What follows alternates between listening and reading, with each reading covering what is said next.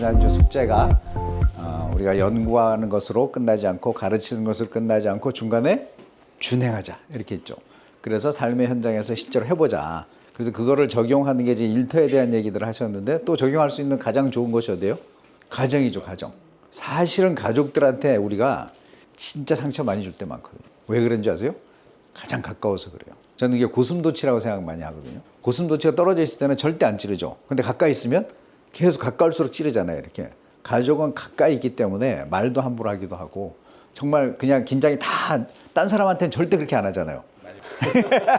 근데 집에서는 완전히 그냥 긴장이 풀려가지고 무장 해제가 된 상태에서 얘기하다 보니까 이게 상처가 되잖아요. 이제 그런 것도 적용할 수 있는 좋은 곳이 일터이기도 하고 가정이기도 하고 그래서 가정의 변화들이 있으면 좋겠다. 제가 이거는 성공하는 삶을 7가지 습관에서 가져온 겁니다. 뭐냐면 우리가 어떤 일 중에 관심 있는 일이 있고 관심이 없는 일이 있어요. 예를 들어서 지금 미얀마에 군사 쿠데타가 일어났다. 관심 있어요, 없어요? 좀 있을 수 있습니다. 그렇죠? 선교에 관심 있는 분들은 나 관심 있는데요. 그럴 수 있어요. 그러나 현실적으로 보면 뭐 그거 좀 안타까운 일이긴 하지만 우리랑 상관없어요. 근데 내일 비가 올지 안 올지 관심 있어요, 없어요? 있죠. 그런 거예요. 관심이 있다는 거는 관심 밖에 있는 일이 있고 관심 있는 일이 있어요. 근데 관심 있는 일 중에 내가 통제할 수 있는 일이고 통제할 수 없는 일이 있다는 거예요. 그게 관심의 원에는 있지만 통제할 수 없는 일들은 여기 있겠죠. 그죠? 근데 영향력의 원에 있다는 건 뭐냐면 내가 통제를 갖고 있는 일이에요. 내가 변화시킬 수 있는 일이에요. 내가 조금 해보면 달라질 수 있는 일이에요. 그거를 이제 영향력의 원이라고 그러거든요. 예를 들어서 내가 지금 어딜 가야 돼. 엄청 내가 가야 되는데 지금 차가 꽉 막혔어. 내가 할 수 있는 일이 뭐가 있나요? 그 체중 마침개를 뚫을 수가 있어요, 없어요? 없죠. 그런데 아까처럼 어떤 선생님처럼 버럭 화를 내고 도대체 이 시간에 예를 들어서 막 도대체 이 사람들은 왜 이렇게 많이 나서 차를 몰고 다니는 거야? 자기도 차 몰고 나와놓고 그렇게 하면은 도움이 하나도 안 되잖아요. 자, 그럴 때 내가 지금 차가 막힐 때 내가 할 수 있는 일이 뭘까? 자, 여러분들 차가 막히면 뭐 하십니까? 저 같은 경우는 오늘도 오다가 전화 통화를 했거든요. 운전 중에 전화 통화하는 게요. 저는 굉장히 집중력도 좋고 오히려 운전할 때 졸아요. 저는 아무것도 안 하면. 그럴 때 내가 그동안 우리가 사실은 관계를 이어간다는 게 전화 한 통하면 관계가 다시 이어지잖아요. 그런 것처럼 내가 할 수 있는 일이 있다는 거예요. 상황을 그냥 비난하고 왜 이런 일이 벌어졌지? 도대체 뭐야? 라고 짜증만 낼 게 아니라 내가 할 수 있는 일을 선택하다 보면 처음에는요. 영향력의 원이 이렇게 작을 수 있는데요. 그런 것들이 시간이 흘러가면 이렇게 커지는 거예요. 처음에는 내가 통제할 수 없었어. 그런데 시간이 흘렀더니 내가 통제할 수 있는 거예요. 예를 들어서 제가 직장 생활할 때 어떤 여직원이 있었어요. 그래서 제가 이제 교육 담당이었거든요. 그 다음날 아침에 좀 일찍 가서 이제 점검해야 될 거 아니에요. 근데 이렇게 쫙 있는데 교재도 프린트돼 있고 딱 있는데 보니까 머그컵이 올려져 있는 거야. 근데 이 머그컵을 하나씩 사놨는데 이 머그컵을 자기 돈으로 샀을까요? 회사 법인카드로 샀을까요? 회사 법인카드로 샀어요. 근데 저한테 한 말도 안 했어요. 잘한 일일까요? 혼낼 일일까요? 이렇게. 자, 여러분은 어떻게 반응하시겠습니까? 저는 엄청 칭찬했거든요. 어마어마하게 칭찬했습니다. 왜 칭찬해야 될까요? 어차피 이 사람들이 회사에 들어오면 뭔가 그쵸? 안 그러면 맨날 이거 갖고 하든지 아니면 회사가 점점 일회용 쓰지 못하게 하잖아요. 그러면 머그컵을 하나씩 사야 되거든. 그런데 내가 생각해보니까 얘네들한테 머그컵을 하나씩 사주면 회사도 얼마나 고마워하겠어. 야, 이런 것도 다 사주네? 이해되세요? 와, 나를 존중해 주는구나. 그리고 이 여직원은 생각했다는 거잖아. 시킨 일만 한 게 아니라, 그죠? 아까 영향력의 원을 생각해 보면 자기가 시킨 일만 딱 해놔도 잘했다고 생각했죠. 그죠? 교재 쫙 프린트 해놓고 딱 해놓으면 잘했다고 할 건데, 네가 생각을 했구나. 아까 말한 데 위임한 거에서 저는 이제 제 스타일에 그 정도는 괜찮다는 거지. 그 정도, 그거 해봐야 지금 4-5천 원 하거든요. 4-5천 원짜리 머그컵 하나 정도 사는 건 괜찮다. 그리고 그거 내가 책임질 수 있잖아요. 자, 그런데 만약에 여기서 직장생활을 해봤더니 야, 외장하드가 하나씩 있으면 좋을 것 같아 해가지고 20만 원씩 하나씩 사놔놨어. 그럼 어떻게 해야 됩니까? 혼내야죠. 그거는. 이해되세요? 네 범위를 벗어난다 이거. 내 범위도 벗어날 수도 있잖아요. 그거는 비용이 커질 수도 있으니까. 그럴 때는 사전에 부장님 제가 이렇게 생각해보니까 이런 게 필요한데 이런 거 좀 사줘도 될까요? 할 때 야, 그건 오바다. 그럴 수 있잖아요. 이거 되게 직장에서도 이 강의하면 혼내야 된다는 사람이 되게 많아. 근데 잘 생각해보죠. 여러분이 리더라면 혼내야 될 일일까 이게? 격려해야 될 일일까? 저는 굉장히 격려를 했어요. 왜냐하면 걔가 생각을 하고 일했다는 거잖아요. 이해되세요? 그 친구들한테 이거 사주면 되게 좋겠구나. 자, 그래서 영향력이 자기가 할 수 있는 일이죠. 요만큼 했죠. 그 다음 기수에 제가 어떻게 한 줄 알아요? 야, 너 그러면 다음번 대졸공채 신입사원 프로그램을 짜와봐 이랬어. 이해되세요? 너라면 이 프로그램을 어떻게 돌릴지를 짜와봐 이렇게 했어. 그럼 일이 어떻게 커져? 이만큼 커졌죠. 옛날에는 내가 요만큼 시켰잖아요. 왜냐면 아무것도 모르니까. 근데 내가 해봤더니 얘가 생각이 있는 애야. 아, 이런 애들은 일을 더 줘야 되죠. 그러면 그 친구는 이만큼 넓어졌잖아요. 그러면 자기 프라이드가 어떻게, 그죠? 오, 내가 이런 걸 다 해보네? 할 때 만족감이 엄청 높아지겠죠. 이해되세요? 그러니까 이런 일들이 많다는 거예요. 세상에 살다 보면. 그러니까 그런 일들을 하다 보면 넓어진다는 거지. 그 성경의 요셉 같은 사람이에요. 요셉이 팔려갔잖아요. 보디발 집에 갔죠. 맨 처음에는요, 들리는 말에 의하면 들노예때, 들판에서 일하는 노예. 근데 거기서 성실하고, 아까 신실하고 정직하게, 요셉은 그렇게 일했을 거예요. 그렇죠? 그러다 보니까, 저 친구 괜찮은 애네? 야, 너 집에서 집안일 좀 도와봐. 이렇게 된 거야. 그 다음에, 집안일도 너무 성실하게 잘하는 거야. 여기서 막 이런 틈새를 막 이렇게 닦고 있는 거지, 이렇게. 남들은 그냥 이러고 지나가. 근데 걔는 어쩌다가 본 거예요. 사람 앞에서 한 게 아니라. 근데 이걸 이렇게 하는 거 보니까, 야, 저 녀석 되게 성실하게 꼼꼼하게 일 잘하는구나. 그랬더니 나중에 어떻게 돼요? 집안 전체를 관리하는 사람 시키잖아요. 그렇죠? 영향력이 커졌죠. 그래서 우리가 변화를 시켜간다는 게 내가 큰 거를 변화시키려고 생각하면 아무것도 변화시킬 수 없어요. 근데 내가 작은 거 변화시키는 거 시작하면 그때부터 이 땅에 뭐가 돼요? 하나님의 나라가 임한다. 그래서 그 일을 해보자라고 한 이야기였고요. 요 패러다임 얘기했었죠? 이게 그 기독교 세계관, 그리고 창조, 타락, 구속, 완성, 이거는 평생 외우셔야 된다고 했습니다. 그래서 세상을 보는 눈인 거예요. 맨 처음에 하나님이 창조했을 때는 완벽했죠. 그래서 얼마나 완벽했어요? 사람을 만들고 나서 심히 좋았다. 그러니까 심히 좋았다. 다 좋았다. 하나님이 창조된 세상은 하나도 하나님 보실 때 아쉬움이 없었다. 그 정도로 심히 좋았던 것이, 자, 오늘 우리가 다룰 게, 그런데 예수님이 오셔서 우리를 회복하시고 이제 다시 오시면 완전히 완성된다. 이게 지금 세상을 바라보는 눈인 거예요. 그래서 우리 안에는 지금 여기와 여기 사이에 있겠죠. 그렇죠? 여기는 지금 우리가 이미 이루어진 구속이라고 했잖아요. 그래서 우리는 여기 십자가를 통과해서 여기 있죠.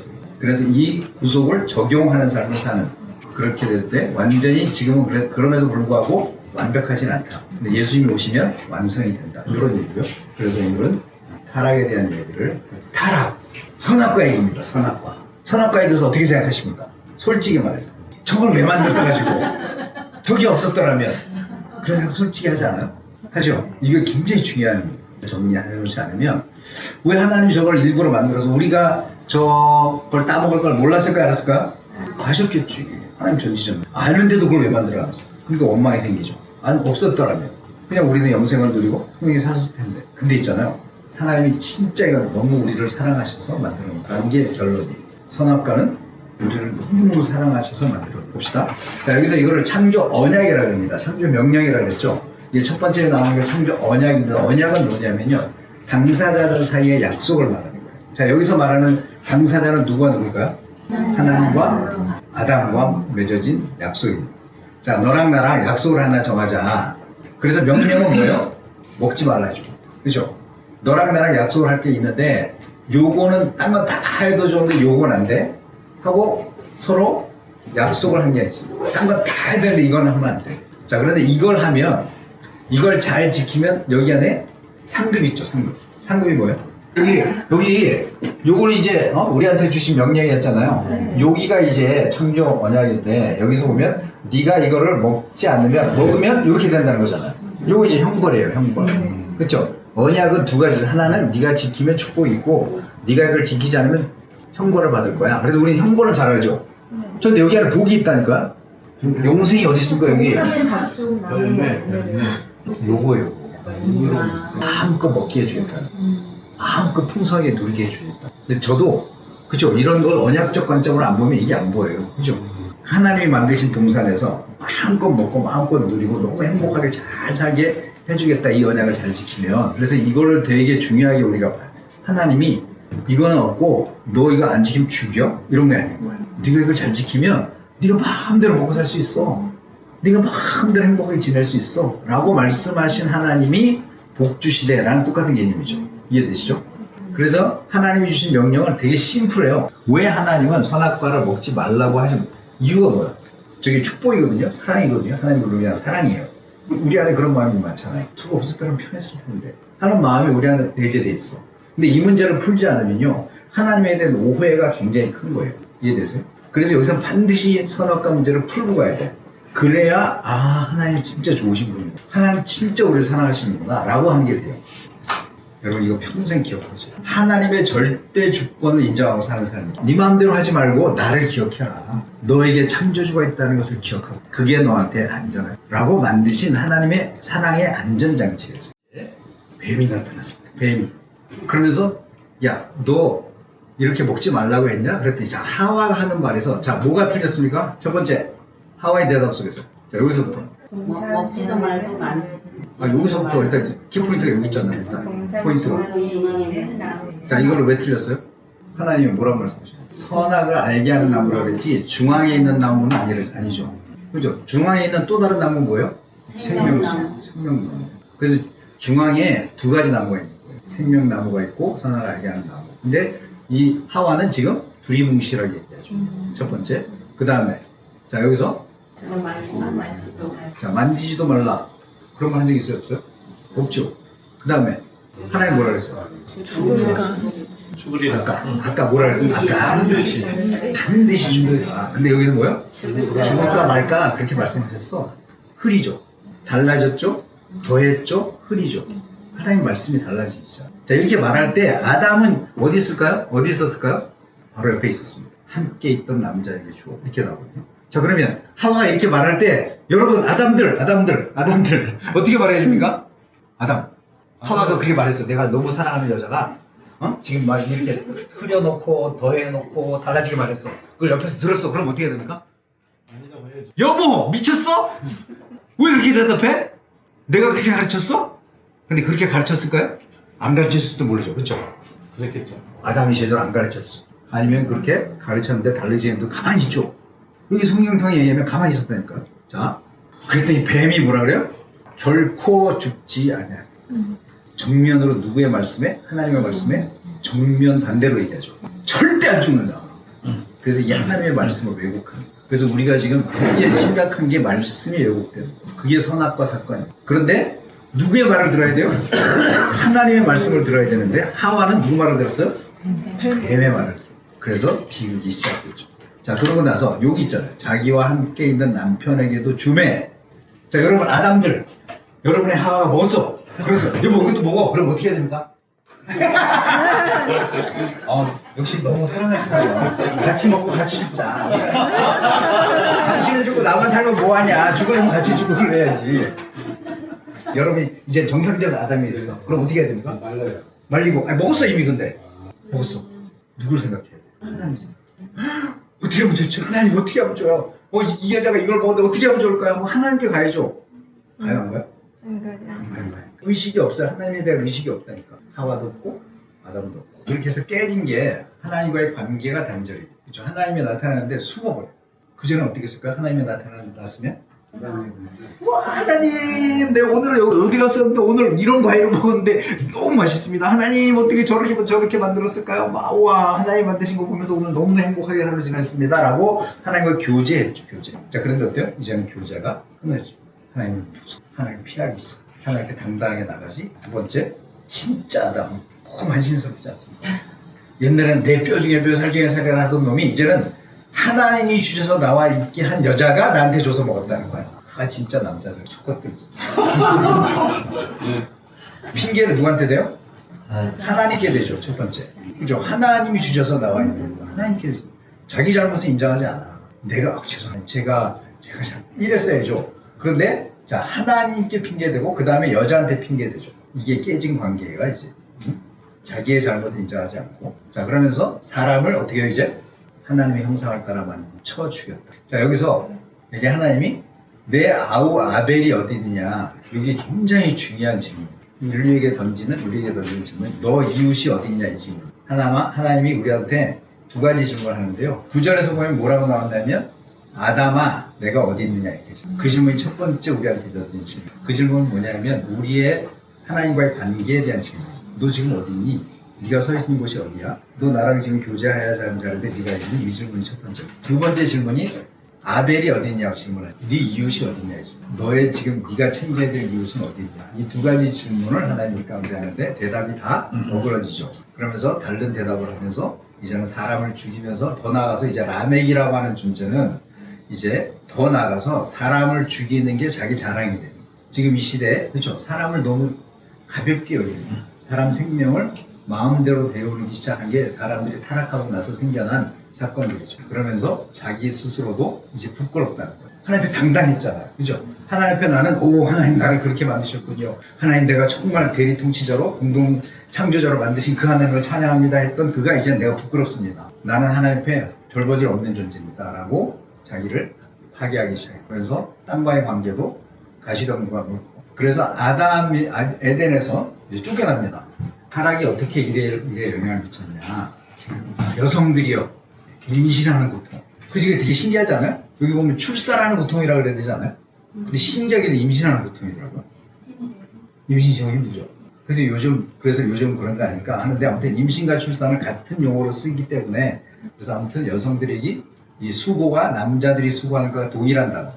그래서 여자들도 엄청나게 지금 타락에 의해서 힘들어졌고 남자들도 먹고 살기 위해서 힘들어졌고 굉장히 일이 어려워졌다. 그래서 첫 번째 일이 수고롭게 일은 축복이었고 너무 편한 일이었죠.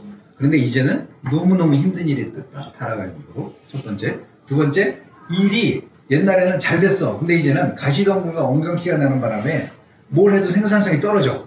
그래서 자꾸 너무 힘들어지는 거예요. 그렇죠? 옛날에 막 임무를 볼 때 풍성했다는 거죠. 그렇죠? 그런데 결과가 좋지 않아졌다. 이제는 어쩔 수 없이 해야 되는 강제적인 일이에요. 이제 이런 것들이 일에 대해 미치는 영향인데요. 이 사람은 언제가 기분이 최고 좋아요? 금요일, 토요일. 여기서부터 그러면 언제부터 기분이 나쁘기 시작해요? 옛날에 저는 개콘이 끝나면 그렇게 막 개콘이 주일날 저녁 때 하잖아요. 그거 끝나고 나면 내일 또 회사 가야지. 진짜 그랬는데 이게 너무 그렇죠.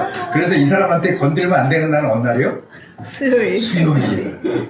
일에 대한 사람의 반응. 그래서 일에 대해서 이제 극단적으로 나타나는 현상들이 크게 두 가지로 보면 하나는 일을 우상화시켜요. 이 일에 올인해가지고 딴 거 필요 없어. 막 일을 위해서는 자기 성취, 자기 만족 이래가지고 완전히 되는 거예요. 또 하나는요. 이게 너무 하기 싫어. 완전히 게을러지는 거예요. 그래서 극단적 두 가지로 이렇게 벌어지는 거죠. 하나는 우상화, 하나는 게으름인데 결론적으로 이 둘의 밑에 마음은 뭐냐 그러면 결론적으로 자기중심이죠. 내가 일을 통해서 자기를 성취하고 싶잖아. 자기를 보여주고 싶잖아. 그래서 사람들이 뭐에 매달려요? 명함에 매달려요. 그래서 명함 많은 사람 조심하십시오. 내는 것마다 평화통일 자문위원회 위원님이고 뭐 하고요? 무슨 대표고 이런 사람은 엄청나게 자기 타이틀을 만드는 게 중요한 사람이죠. 그죠? 그런 거 조심하셔야 됩니다. 그래서 이게 둘 다 자기를 너무 사랑하다 보니까 일에 대해서 우상해요. 자기를 너무 사랑하니까 나 일하기 싫어져. 그래서 우상이란 뭐냐? 이게 뭐야? 바벨탑. 그래서 우상화의 가장 상징적으로 나타나는 게 바벨탑이에요. 바벨탑이 언제 나온다면 창세기 11장에 나와요. 하나님에 의해서 타락한 인간이 나타낸 최악의 마지막 산유물 같은 게 저 바벨탑이에요. 그 바벨탑을 쌓은 이유가 뭐라고요? 하나님께 닿자. 왜 저렇게 높이 쌓았어요? 자, 우리가 이렇게 타락했는데도 불구하고 있잖아요. 우리 한번 같이 읽어볼까요? 시작. 비록 일이 저주를 받았지만 남자와 여자는 계속해서 일을 하도록 허락받았다. 사람은 죄를 저지르고 동산에서 추방되었지만 사람이 받은 책임, 즉 일을 하고 그 일을 통해 하나님의 형상을 드러내는 일은 폐지하지 않았다. 아멘. 그래서 우리가 추방돼서 그냥 일을 안 하는 게 아니라 여전히 좀 손상됐어요. 하나님의 형상이 좀 손상됐고 뭔가 잘못됐고 어그러진 일이 있지만 그래도 하나님은 계속 일을 통해서 이 사회를 계속해서 돌아가기를 원하고 섬기기를 원하고 더 윤택하게 되기를 하기를 원하시는 일이 그 구약 시대에도 계속 있었다. 그래서 이제 우리가 그리스도의 구속에 대해서 얘기할 텐데 창조 언약은 무슨 내용이었습니까? 창조 언약이 선악과 사건이잖아요. 그렇죠? 그 선악과 사건이 우리한테 던져지는 최고의 메시지는 뭐라고요? 하나님의 사랑, 그러면서 하나님의 주권을 인정하고 살아라. 그렇죠? 이거 우리가 죽을 때까지 잊지 말아야 할 내 위에 하나님이 계시다는 거예요. 그렇죠? 그래서 유대인들이 머릿속에 이게 카판가라고 쓰거든요. 위에다 이렇게 동그랗게 쓰요. 그거 왜 쓰게요? 내 위에 권위가 있다는 거예요. 늘 기억하고 살려고. 그래서 내 위에 하나님이 계시다는 거야. 그래서 내 위에 하나님이 있다는 걸 기억하고 살 때 너는 안전하다. 자, 결과 관계가 깨지면서 다 깨져버렸죠. 원래 창조했을 때는 저게 다 좋은 관계였다는 거잖아요. 하나님과 관계가 좋았고 사람과의 관계가 좋았고 피조물과의 관계가 다 좋았는데 타락에 의해서 다 깨져버렸다라고 하는 거고요. 그래서 타락의 일이 미친 영향이 하나는 우상화, 하나는 게으름으로 나타나는데 그럼에도 불구하고 하나님이 우리를 위한 사랑의 배려는 하나님이요 무상 제조업자예요. 가죽 옷을 만들어서 하나님이 우리를 향한 사랑을 계속 보여주는데요. 그래서 여기 보면 이걸 원시복음이라고 혹시 들어보셨습니까? 원시복음 들어보신 분 있으시죠? 그래서 여기에 창세기 3장 15절에 나타나요. 그러면서 이게 뱀에 대해서 한 말이거든요. 너의 후손과 여자의 후손이 원수가 되는데 내 후손도 여자의 후손과 원수가 되겠다. 자, 여기서 여자의 후손이 누굽니까? 전 인류 중에 여자의 후손은 예수밖에 없습니다. 그렇죠? 아버지가 없지 성령이 태어났잖아요. 그래서 다 여기서는 부계 사회거든요. 아브라함이 이삭을 낳고 이삭이 야곱을 낳고 이렇게 되어지는데 유일하게 여자의 후손으로 표현된 건 그리스도를 말하죠. 그래서 근데 그 그리스도가 오실 거다. 너 여자의 후손이 내 머리를 상하게 할 것이다 라고 하는 것이 치명상을 입히게 될 거다 이런 거잖아요. 그 예언이 언제 돼 있냐? 창세기 3장 15절에 돼요. 창세기 3장 15절이 창세기 3장에 뭐가 나와요? 선악과 사건이죠. 선악과 사건이 일어나자마자 하나님은 여자의 후손이 올 거를 예언하신다고. 그러니까 이렇게 따져보면 예수님이 이 땅에 오시는 것은 하다 안 돼서 이 방법도 써보고 저 방법도 써보고 뭐 선지자도 보내보고 막 어쩐 때는 홍수도 보내보고 모두 막 했더니 애들이 안 들어와. 그래서 어쩔 수 없이 야 마지막 어쩔 수 없다. 아들아 네가 대신 거기를 좀 가져야 되겠다. 그렇게 해서 온 게 아니라는 거예요. 이해되세요? 이렇게 이해하면요. 예수 그리스도의 구원이요 땜빵이에요. 그죠? 이것도 해보고 저것도 해보고 안 돼. 그래서 마지막 네가 최후의 보루로 네가 좀 해야 되겠다. 라고 했다면 여기 써 있지 않겠죠? 그죠? 이게 모세가 쓴 거잖아요. 모세 시대 때 쓴 글에 여자의 후손이 올 것이 예언돼 있다라는 얘기는 하나님의 계획 속에 예수 그리스도가 온다는 게 그래서 에베소에 보면 창세전에 기획했다라는 거예요.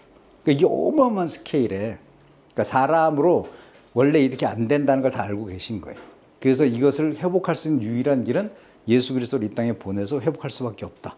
그래서 이거를 뭐라고 그러냐? 원시복음이라는 거예요. 원시복음. 그러니까 이게 어마어마한 은혜인 거죠.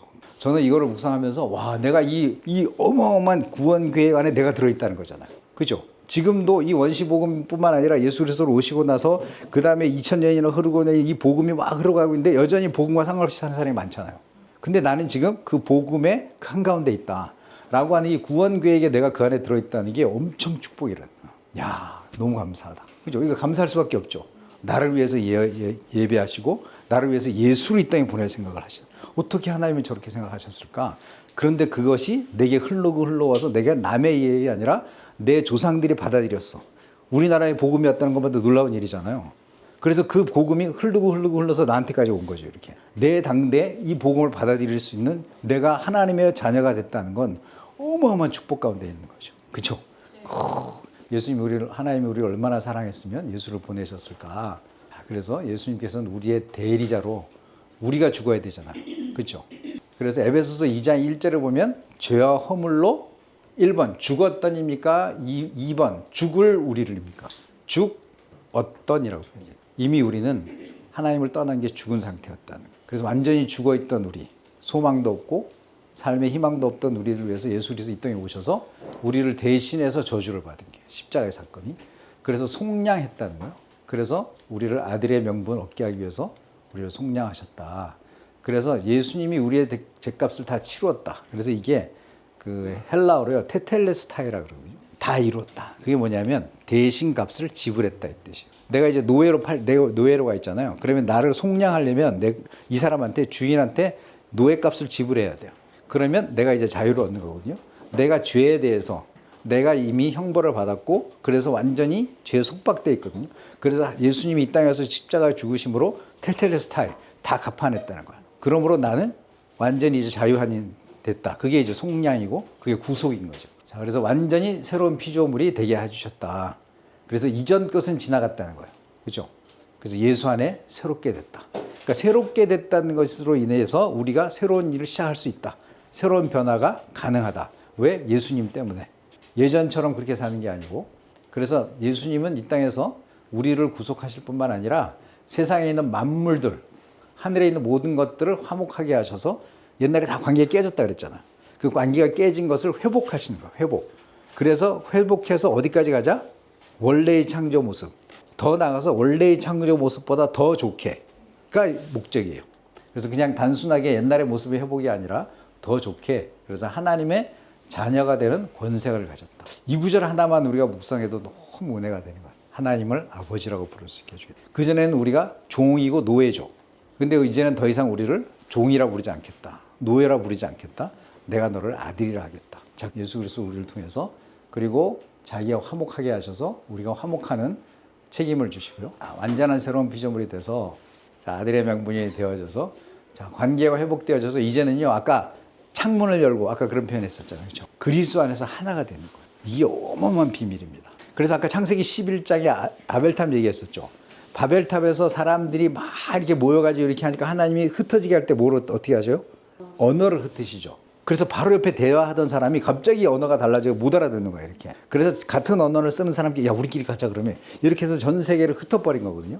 근데 흩어버린 게 다시 똑같은 언어를 쓰는 사건이 나와요. 사도행전에. 그렇죠. 사도행전 2장에 성령이 임하고 났을 때 그들이 각 나라 방언으로 말했거든요. 근데 각 사람들이 다 알아들어, 이게. 그게 언어가 혼잡되었던 게 다시 회복된다는 얘기예요. 그래서 우리가 이제는 다시 그리스도 안에서 이제 흩어지는 게 아니라 하나로 다 뭉쳐진다. 그게 그리스도의 보혈의 피로 하나 된다는 얘기예요. 그래서 옛날에 이 책이 되게 유명한 책이죠. 하나님 임재하신 로렌스 형제라고, 이제 브라더라고 돼 있는데 이제 수사예요, 수사. 그래서 이 사람은 전쟁인가 나가지고 다리를 다쳤어. 그래서 이것도 해보고 저것도 안 해다가, 아, 내가 하나님께 더 깊이 가야 되겠다 그러죠. 이제 수사가 된 거야. 수도사. 그래서 들어갔는데 이 사람이 맡은 일이 뭐냐면 주방 일이에요, 주방. 근데 이 사람은 후라이를 하나 할 때도 정말 하나님께 하듯이 하는 거예요. 그 안에서 정말 하나님의 임재가 있게 해요. 그래서 사람들이 거기 가서 그 주방만 들어가면 하나님의 임재가 느껴지는 거예요. 그러면서 자기는 밥을 짓고 뭐 한 거 하고 나면 그 자리에서 엎드려서 기도하고 막 그랬던 실제 삶에서 하나님을 어떻게 경험하고 살 것인가라고 하는 이야기가 써있는 책이 저 책이거든요. 그러다가 나중에 또 들리는 말에 의하면 저기 이제 원장을 뽑아야 돼. 이제 원장이 돌아가셔가지고. 그래서 이제 투표를 했는데 저분이 된 거예요. 주방에서 일하는 정말 허드렛 일이잖아. 그렇게 유명하고 중요한 일을 하지 않는 분인데도 하나님의 임재를 직접 삶에서 경험하면서 살아내는 사람이어서 그렇게 되어진 사람의 이야기도. 그래서 우리도 이제는 어떤 일을 하는 게 중요한 게 아니라 어떻게 하느냐가 되게 중요하고요. 무엇을 위해서 중요하냐?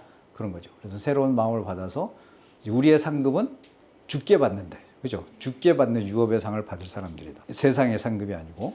그래서 우리는 사람을 통해서 사람을 섬기는, 일을 통해서 사람을 섬기는 일을 하게 되는데, 와, 이 표현이 너무 좋아서 이게 한글로 된 것만, 우리 영어까지는 안 하셔도 괜찮습니다. 자, 필요해서 섬김으로부터 여기까지 시작.